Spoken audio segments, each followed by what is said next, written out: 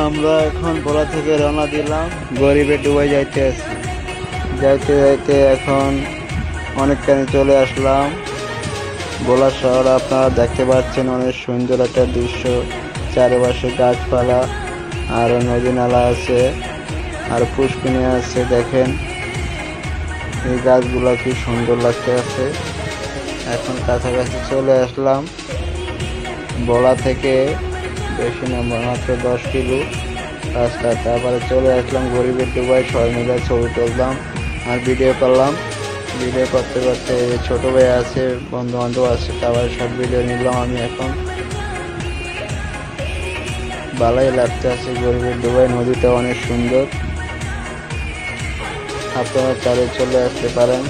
গরিবের ডুবাই অনেক একটা সুন্দর দৃশ্য, ভিডিও তৈরি করলে ভালোভাবে হবে, অনেক সুন্দর একটা দৃশ্য।